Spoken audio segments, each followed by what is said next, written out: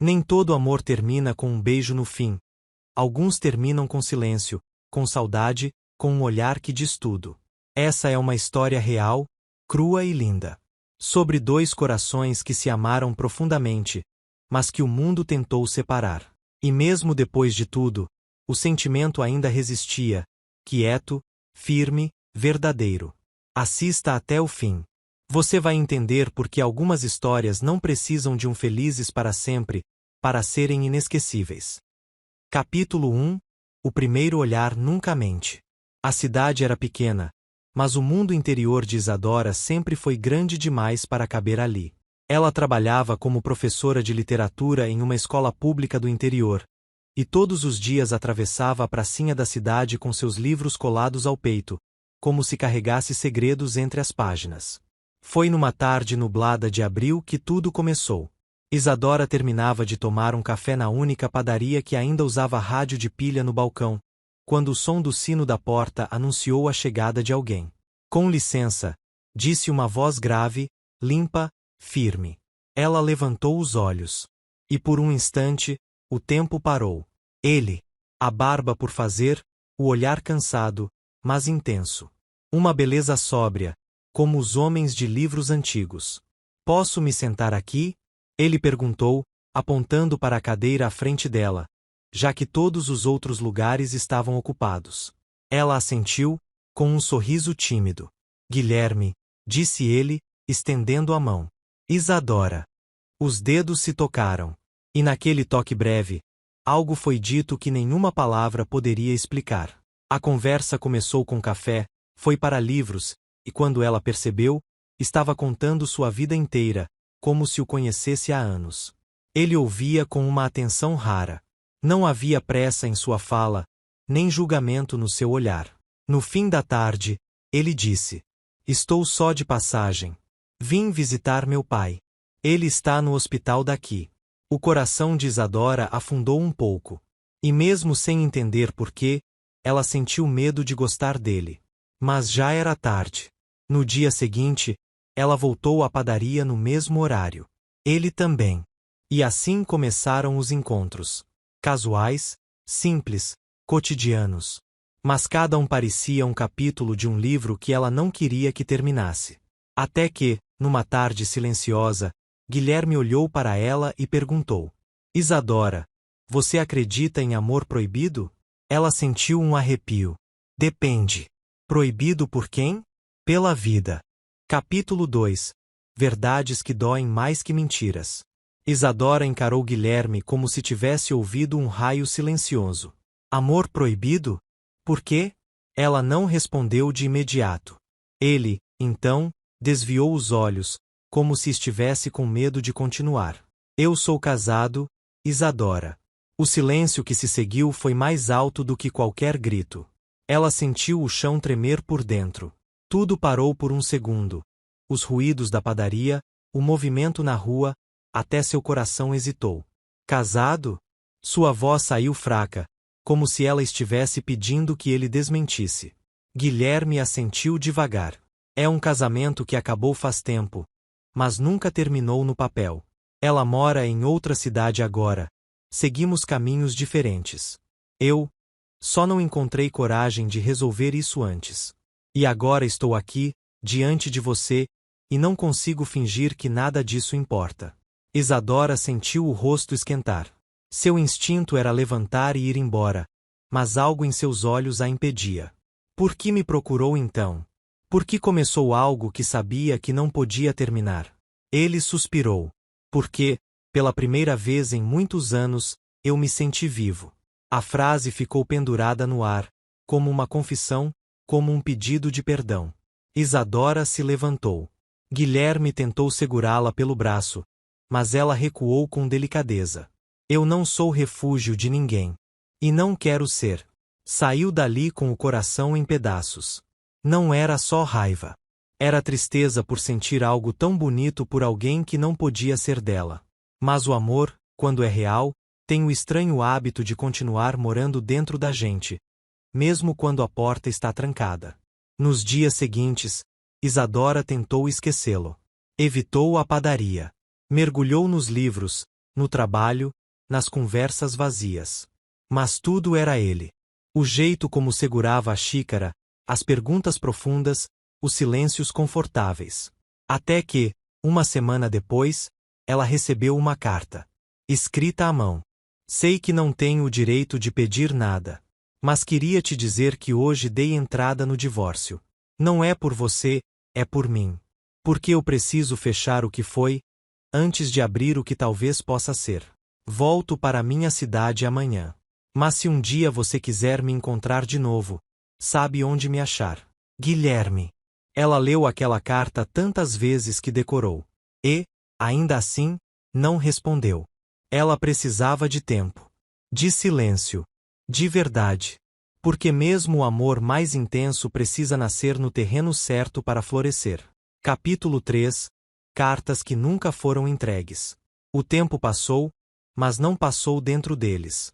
Enquanto os dias se arrastavam para fora, dentro de Clara e Miguel, os sentimentos permaneciam como cartas escritas, mas nunca entregues.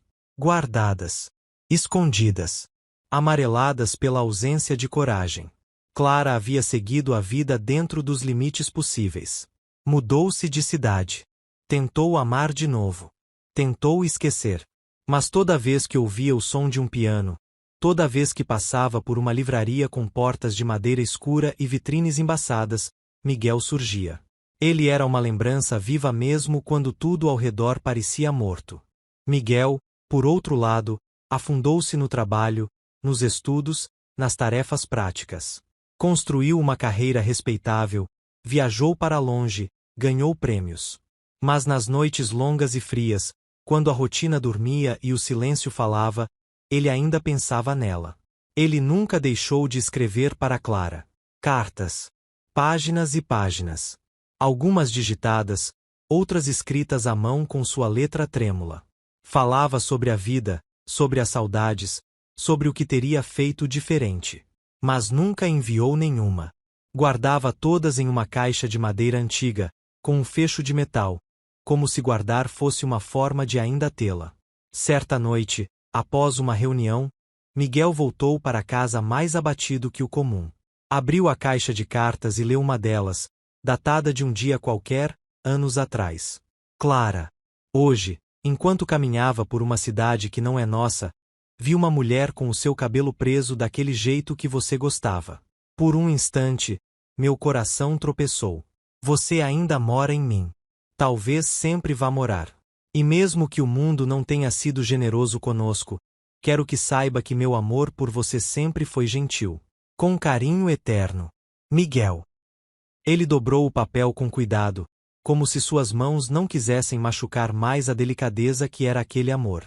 E pela primeira vez em anos, Miguel chorou. Não de dor apenas, mas de saudade. Da falta. Do que nunca foi, mas poderia ter sido. Enquanto isso, em outra cidade, Clara reorganizava a estante da sala. Entre livros esquecidos, encontrou um envelope. Era uma carta que Miguel havia lhe escrito na juventude, uma das poucas que ela guardou. Leu. Leu de novo. E chorou também. Não sabiam, mas choraram juntos, no mesmo instante. Em cidades diferentes. Em realidades paralelas que ainda dançavam uma valsa silenciosa. Era como se o universo dissesse que, mesmo proibido, mesmo impossível, havia algo eterno naquela conexão. Uma lembrança bonita do que é amar, mesmo sem possuir. Mesmo sem finais felizes. E às vezes, só isso já era suficiente para continuar. Capítulo 4. Quando o silêncio diz mais que as palavras. Os anos passaram como folhas ao vento. E quando Clara e Miguel finalmente se reencontraram, não foi num cenário romântico, nem sob uma chuva cinematográfica. Foi num evento cultural comum, desses que ninguém imagina marcar vidas. Um festival de livros antigos, numa cidade neutra, longe de tudo e de todos.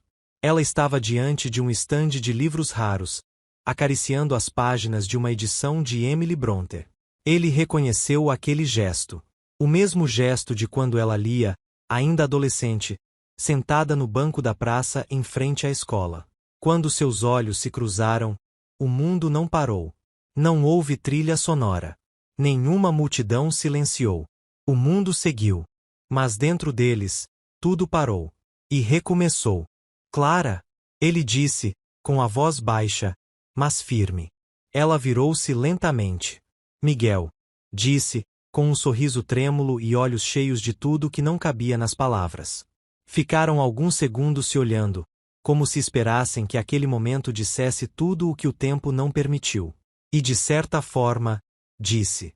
Sentaram-se num café próximo, sem pressa, sem cobranças.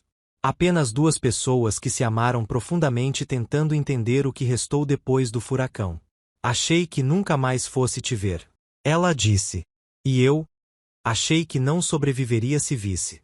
Mas olha a gente aqui, respondeu ele, com o mesmo tom de humor que usava quando ela chorava e ele a fazia sorrir de novo.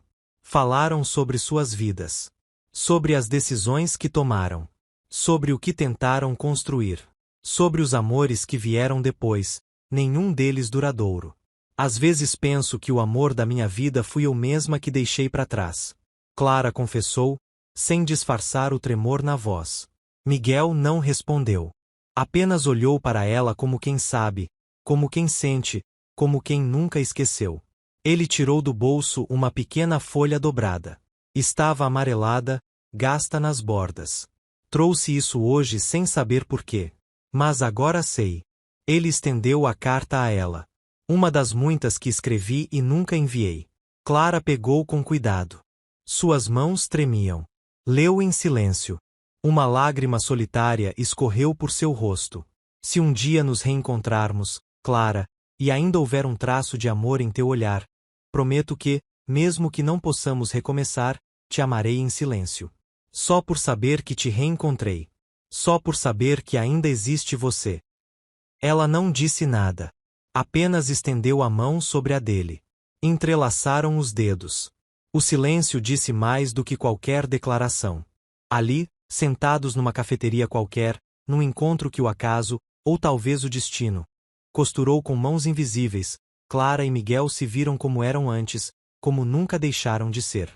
Dois corações marcados, mas não derrotados. Duas almas que, apesar de tudo, ainda se reconheciam no meio da multidão. E às vezes, isso era tudo que um amor precisava para seguir existindo, mesmo sem promessas, mesmo sem um para sempre. Capítulo 5. E se ainda fosse amor? Clara e Miguel não reataram. Pelo menos, não como antes. Após aquele reencontro, não houve juras nem planos. Apenas trocas de mensagens, cafés tímidos e conversas com silêncios que diziam muito. Foi um tempo de reaprendizado, de pisar em territórios que, embora familiares, agora tinham outras paisagens. Clara havia reconstruído a própria vida com esforço. Tinha suas rotinas, seus traumas, suas cicatrizes. Miguel também. Entre eles havia lembranças, sim, mas também feridas que ainda sangravam quando tocadas de leve. Eles aprenderam a conviver com o quase. Quase foram felizes. Quase venceram o mundo. Quase tiveram tempo. E agora, naquele depois de tudo, o que existia entre eles era uma espécie de amor calmo, que já não gritava, não cobrava, mas também não morria. Um amor maduro, talvez. Ou apenas um amor cansado de sofrer. Encontravam-se vez ou outra. Falavam sobre filmes antigos, sobre as cartas nunca enviadas, sobre os sonhos que tiveram e os que abandonaram no caminho. E foi numa tarde de outono, depois de caminharem sem rumo por um parque, que Clara parou diante de uma árvore e disse: Se a gente tivesse feito tudo diferente, você acha que teria dado certo? Miguel demorou alguns segundos antes de responder. Talvez sim. Talvez não. Mas sabe o que eu acho? Que mesmo com tudo que aconteceu, ainda há algo entre a gente que não morreu. Ela olhou para ele, emocionada. E o que a gente faz com isso? Ele sorriu, com os olhos úmidos. A gente cuida. Nem que seja em silêncio. Epílogo. O amor que fica, mesmo quando vai. A vida seguiu. Clara publicou um livro anos depois. Um romance. Quem leu, sabia, era sobre eles. Mas ela nunca confirmou. Miguel voltou a viajar pelo país com o trabalho, mas em todas as cidades, enviava postais antigos para um endereço específico. Nunca assinava, mas Clara sabia que era ele. Sempre soube. Eles não ficaram juntos como nos filmes. Mas também não se separaram como na vida real. Ficaram nesse meio termo entre amor e memória. Entre saudade e gratidão. E se você perguntar se eles ainda se amavam, a resposta é: sim. Mas um sim cheio de pausas, reticências e talvez. Porque o amor verdadeiro nem sempre termina com e viveram felizes para sempre. Às vezes, ele termina com um olhar demorado, um cuidice, e uma saudade que mora quieta no peito. E isso também é amor. O amor que poderia ter sido. O amor que, de algum jeito, ainda é. Se essa história tocou o seu coração como tocou o meu ao escrevê-la, deixe seu comentário aqui embaixo. Você acredita que esse tipo de amor pode sobreviver ao tempo e às circunstâncias? Curta o vídeo, compartilhe com alguém que precisa acreditar que o amor verdadeiro existe, mesmo que não seja perfeito. E se inscreva no canal Amor da Vida para mais histórias que tocam a alma. Porque o amor sempre encontra um jeito de permanecer.